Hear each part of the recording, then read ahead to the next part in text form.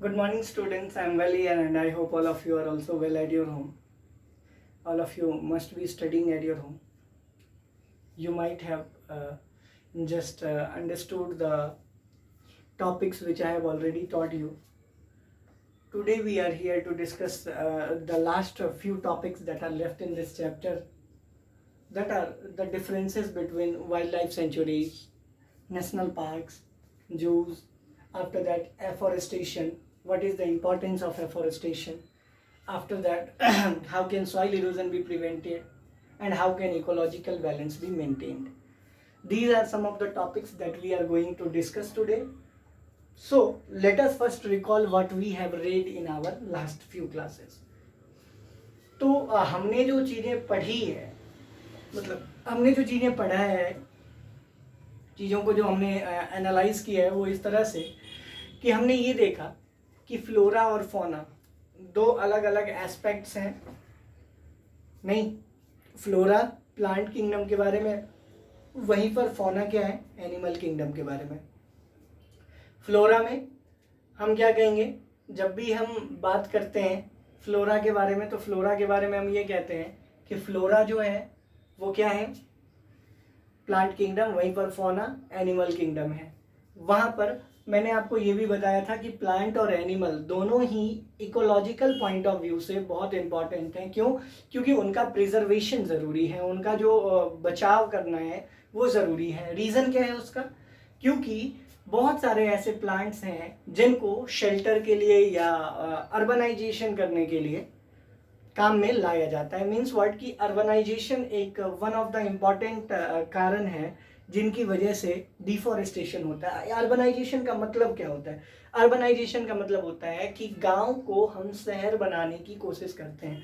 जैसे मैं आपको एक छोटा सा एग्जांपल देता हूँ यहाँ पर, कि यहाँ जो ये M2K काउंटी है धारवेरा में, ये क्या था पहले, आज से 10, 12, 15 साल पहले ये एक कहीं ना कहीं गांव हुआ करता था, जहां पर बहुत सारे पेड़ पौधे रहे होंगे, जिसका प्रमाण अभी तक हमें देखने को मिलता है। उसको क्या किया लोगों ने, जो बिल्डर्स हैं उन्होंने क्या किया, वहाँ के मौजूद प्लांट्स को रिमूव कर दिया, काट दिया, और वहाँ पर क्या किया, एक सुंदर सी सोसाइटी को डेवलप कर दिया, उसको वेल कनेक्ट कर दिया, डिफरेंट रोड से, डिफरेंट टाइप्स ऑफ एरिया से कनेक्ट कर दिया, वेल इक्विप्ड कर दिया, वहाँ पर हर चीज़ अवेलेबल है। तो वो क्या है, उस गांव को शहर बनाने की प्रक्रिया थी। उसका रिजल्ट क्या हुआ, पेड़ पौधे गए वहाँ, ऑक्सीजन की कमी हुई। तीसरा, वहाँ बारिश कम हो जाएगी, ग्राउंड का जो लेवल है, जो पानी का लेवल है वो कम हो जाएगा, तो कहीं ना कहीं नुकसान हुआ। लेकिन फिर भी हमने डिफॉरेस्टेशन किया। उससे बचाने के लिए मैंने आपसे कहा था कि जितने पेड़ पौधों को हम काटेंगे उतने ही पेड़ पौधे हमें लगाने चाहिए, ताकि हम इकोलॉजिकल बैलेंस को मेंटेन कर सकें। हमने काटा, कोई बुरी बात नहीं है, लेकिन अगर हम उसको नहीं लगाते हैं उसके बदले पेड़ पौधों को, तब वो बुरी बात हो जाएगी। क्यों? क्योंकि अमाउंट ऑफ ऑक्सीजन कम होता चला जाएगा। अच्छा, इसको भी मैं एक एग्जांपल से आपको समझाता हूं कि अमाउंट ऑफ ऑक्सीजन क्यों इंपॉर्टेंट है। अगर आप अभी न्यूज़ देखते होंगे तो वहाँ एक चीज़ आपको देखने को मिलती होगी कि एक आईसीयू बेड होता है, नहीं, एक नॉन आईसीयू बेड होता है और एक नॉर्मल बेड होता है। ट्रीटमेंट के दौरान, जो कोविड को ट्रीट करते हैं उसके दौरान डिफरेंस क्या है? नॉन आईसीयू में ऑक्सीजन सिलेंडर होता है, ऑक्सीजन सिलेंडर के साथ साथ मतलब वेंटिलेटर्स वगैरह होते हैं इंटेंस क्रिटिकल यूनिट में, जिसको आईसीयू कहते हैं हम। डिफरेंस क्या है? वहाँ एक छोटा सा जो सिलेंडर होता है ऑक्सीजन का, उसके लिए वो आपसे, जो नॉर्मल बेड है उसका 5,000 अगर कॉस्ट है, तो ऑक्सीजन वाले बेड का कम से कम 8,000 रुपये। तो वो जो एक दिन 24 घंटे आप वहाँ ऑक्सीजन लेते हो ना, उस ऑक्सीजन की कीमत 3,000 रुपये। अब आप ये अंदाज़ा लगाओ कि अगर हमने प्लांट्स को कट किया है तो किस लेवल पर अपना नुकसान हम करते जा रहे हैं। अब इसका अंदाज़ा शायद आपको लग रहा होगा। तो कहीं ना कहीं ऑक्सीजन बहुत ज़्यादा इम्पॉर्टेंट है, और ऑक्सीजन से ही हम जानते हैं कि लाइफ सस्टेनिंग गैस है, जीवन को चलाने वाला जो गैस है वो केवल ऑक्सीजन ही है। और ऑक्सीजन का अगर हम नुकसान कर रहे हैं तो कहीं ना कहीं हम अपने जीवन को खतरे में डाल रहे हैं। तो कहीं ना कहीं प्लांट्स को कंजर्व करने की ज़रूरत है, ये आप समझ गए। वहीं पर एनिमल्स को कंजर्व करने की ज़रूरत है। क्यों? क्योंकि वो फूड चेन को कंप्लीट करते हैं। अब यहाँ एक बात ये है कि फूड चेन क्या होता है, तो ये एक ऐसा चेन है जिसमें हम, आप, green plants, different types of animal, ये सब एक दूसरे के साथ जुड़े हुए हैं। जैसे मैं आपको बताऊं एक बहुत सिंपल सा एग्जांपल देकर कि अगर हमने फ्रॉग की बात की, ठीक है, फ्रॉग किसको खाता है? इंसेक्ट्स को? नहीं। जैसे इंसेक्ट्स में एक ग्रासहोपर रख लो, अब ग्रासहोपर को खाता है तो ग्रासहोपर किसको खाता होगा? ग्रास को। नहीं। फ्रॉग को कौन खाता है? स्नेक। स्नेक को कौन खाता है? ईगल। अब ईगल को कौन खाता है? तो ईगल के मर जाने पर डिकम्पोजर इसको डिकम्पोज करते हैं। अब डिकम्पोजर डिकम्पोज करके क्या करते हैं? सॉइल में मिला देते हैं, सॉइल पर फिर ग्रास उगता है। I hope clear. इसका दूसरा एग्जांपल मैं आपको बताऊं, इसमें कहोगे सर ह्यूमन बीइंग तो कहीं आया ही नहीं। दूसरा अगर डिफरेंस हम देखें तो ग्रास को कौन खाता है बेटा? डियर। डियर को कौन खाता है? टाइगर। नहीं। टाइगर को कौन खाता है? तो अब हम कहेंगे देखिए ऐसा है कि टाइगर को ईगल वल्चर वाली बात अगर हम करेंगे, जैसे मान लो वल्चर की बात करते हैं, फिर इसको डिकम्पोजर, डिकम्पोजर से सॉइल, सॉइल से फिर ग्रास। अब कहोगे सर हम कहाँ आए इसमें? तो ये जो डियर था ना बेटा, डियर के साथ साथ और भी जैसे ऑर्गेनिज्म है, जैसे कि गोट हो गया, काऊ हो गया, इनके ऊपर तो हम डायरेक्टली डिपेंड करते हैं, और वो किसके ऊपर डिपेंड करते हैं? ग्रास के ऊपर। तो कहीं भी इनमें से अगर एक भी प्लांट या एनिमल, सॉरी यहाँ तो हम केवल एनिमल के चेन की बात कर रहे हैं, तो कोई भी एनिमल अगर नहीं रहा या ये केवल ग्रास नहीं रहा तो कहीं ना कहीं ये जो पूरा फूड चेन है ये इनकम्प्लीट हो जाएगा। और जब फूड चेन इनकम्प्लीट हो गया तो हमारा रहना क्या हो जाएगा? बहुत मुश्किल हो जाएगा। इसीलिए हम क्या कहेंगे कि इस पर पॉसिबिलिटी नहीं रहेगी रहने की। आई होप क्लियर है, यहाँ तक कोई प्रॉब्लम नहीं है इसमें। तो अब नेक्स्ट पॉइंट में क्या है? नेक्स्ट पॉइंट में ये है कि अगर हमने मान लीजिए eagle, vulture, snake, tiger, frog, इस पूरे फूड चेन की बात की, तो आपको ये समझ में आ गया होगा कि हमने किस तरह से इसको, मतलब फूड चेन को मेंटेन करने के लिए हमें एनिमल्स की ज़रूरत है। अगर एनिमल्स को भी अगर हम डिकम्पोज करने लगे या हंट करने लगे तो कहीं ना कहीं हमें नुकसान हो जाएगा। मैंने आपको ये भी बताया था कि इंडेंजर्ड हुए स्पीसीज को मेंटेन करने के लिए एक स्पेशल बुक रखी जाती है जिसमें रिकॉर्ड होता है एक स्पेशल, जिसको हम क्या कहते हैं? Red data book. Red data book क्या करता है बेटा? रेड डाटा बुक के बारे में हम कहते हैं क्या कि ये एक ऐसी बुक है जो इंडेंजर्ड स्पीसीज का ध्यान रखती है, उसके बारे में हमें बताती है। आज हम बचे हुए टॉपिक को डिस्कस कर रहे हैं। ये तो पहले हमने आपको रिकॉल करा दिया ताकि आपको ध्यान में रहे कि हम आज क्या क्या डिस्कस कर रहे हैं और उनका रिलेशन लास्ट वाले टॉपिक से कैसे है। आज हम डिस्कस करेंगे नेशनल पार्क के बारे में। नेशनल पार्क क्या होता है? नेशनल पार्क के बारे में ये कहते हैं कि नेशनल पार्क एक वेल फैसिलिटेटेड फॉरेस्ट होता है। नेशनल पार्क जो है वो एक वेल फैसिलिटेटेड फॉरेस्ट होता है जहाँ पर एनिमल्स जो है वो अपनी जिंदगी को बेखौफ तरीके से, बिना किसी के डर के जीते हैं। वहाँ पर वो अपनी लाइफ को बहुत आसानी से और बहुत अच्छी तरीके से जीते हैं। आई होप ये समझ में आ रहा होगा आपको। ये डिफरेंट है वाइल्ड लाइफ सेंचुरी से। क्यों डिफरेंट है? क्योंकि यहाँ पर नेशनल पार्क में किसी भी तरह के, किसी भी जानवर को, किसी भी ह्यूमन हंटर से कोई खतरा नहीं होता, क्योंकि ये पूरी तरह प्रोटेक्टेड एरिया होता है। इसमें डिफरेंट टाइप्स ऑफ प्रोग्राम्स जो लॉन्च होते हैं, जो इंडेंजर्ड स्पीसीज के लिए लॉन्च होते हैं, वैसे एनिमल्स को रखा जाता है ताकि उनकी संख्या को बढ़ाया जा सके। आई होप क्लियर है। इसमें बायोडाइवर्सिटी से रिलेटेड बहुत सारी चीज़ें होती हैं। दूसरी बात, इसमें बहुत सारे रॉक्स भी पाए जाते हैं क्योंकि यहाँ पर पूरी तरह से ये नेचुरल इन्वायरमेंट क्रिएट किया जाता है ताकि जो ऑर्गेनिज्म है वो आसानी से अच्छे से रह पाए। आई होप क्लियर है यहाँ तक। नेक्स्ट पॉइंट क्या है? नेक्स्ट पॉइंट है नेशनल पार्क के बाद वाइल्ड लाइफ सेंचुरी।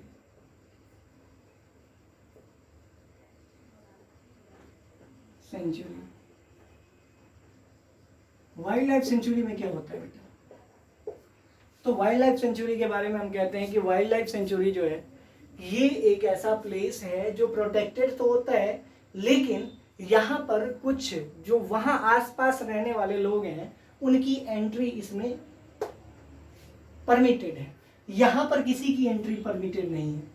लेकिन यहाँ पर क्या है, वाइल्ड लाइफ सेंचुरी की अगर बात करेंगे तो ये एक ऐसा प्रोटेक्टेड एरिया होता है जहाँ पर पॉसिबिलिटी होती है कि कुछ लोग जो वहाँ आसपास रहते हैं, जो इसी फॉरेस्ट के ऊपर डिपेंड करते हैं अपने खाने पीने के लिए या अपने लाइवलीहुड के लिए, उनको यहाँ जाने की परमिशन होती है। यही एक रीज़न है जो यहाँ पर रहने वाले जीव जंतुओं के लिए खतरा बन जाता है। क्यों?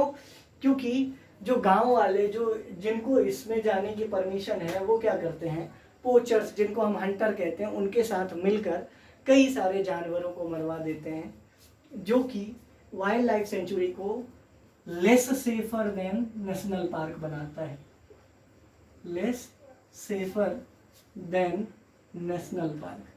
क्यों हो गया लेस सेफर? क्योंकि यहाँ पर कुछ ऐसे लोगों को परमिशन होती है जो यहाँ आसपास में रहते हैं, जबकि नेशनल पार्क में ऐसा कुछ नहीं होता है।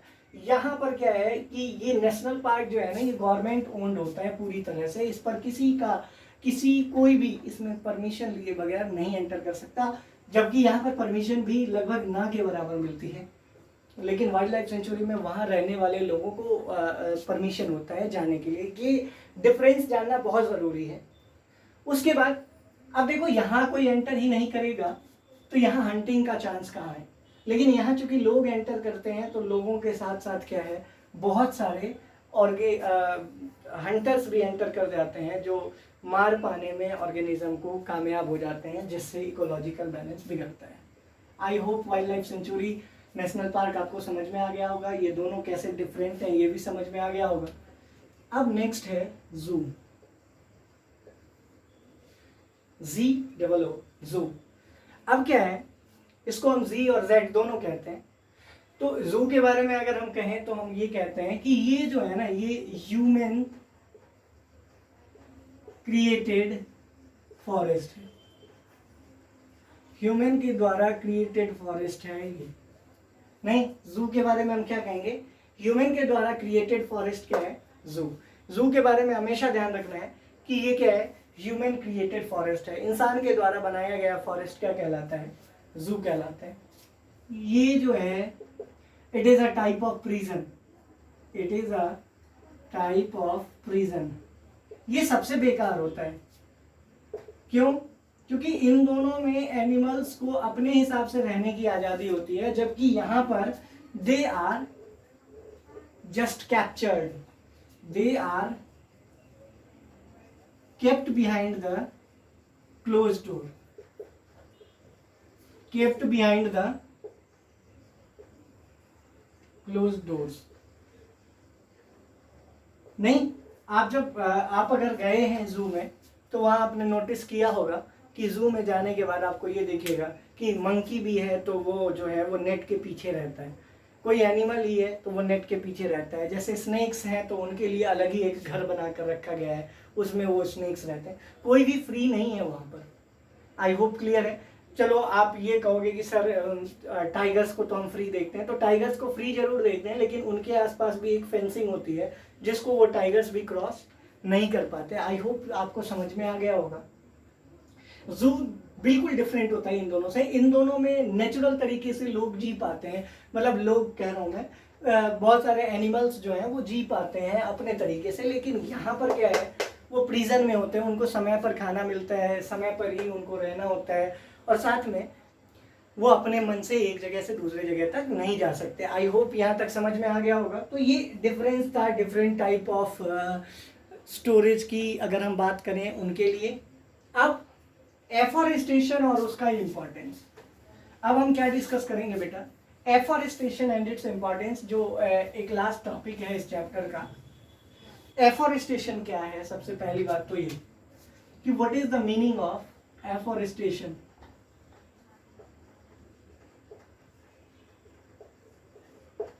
एफॉरेस्टेशन कहते किसको है? एफॉरेस्टेशन के बारे में हम क्या कहेंगे कि afforestation is the planting of more and more trees at a time. Means what? The process of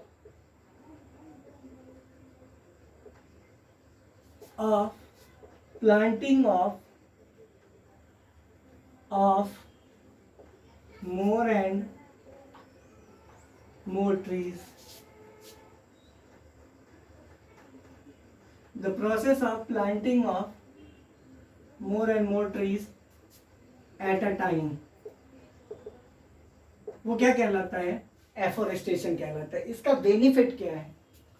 prevent soil erosion,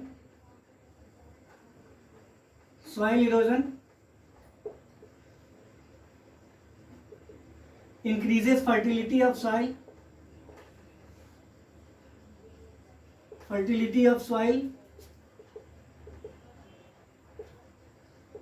soil regulates temperature,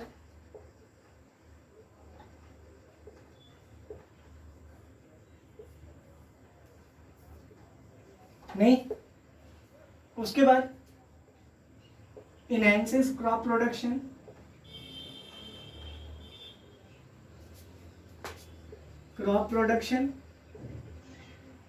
और लास्ट 5th पॉइंट क्या है? तो हम कहेंगे क्या कि it also helps in recharging ground water.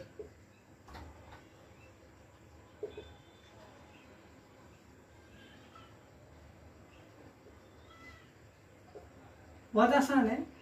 देखिए, सबसे पहली बात कि सॉइल इरोजन से बचाता है, मतलब ये कि जमीन को पकड़ कर रखती है इसकी जड़ें, जिसकी वजह से जो टॉप मोस्ट लेयर है वो उड़ नहीं पाता, और उड़ नहीं पाता तो जाहिर सी बात है कि सॉइल प्रोडक्टिव हो जाएगा, क्योंकि ऊपरी सतह ही सबसे ज़्यादा इम्पॉर्टेंट है।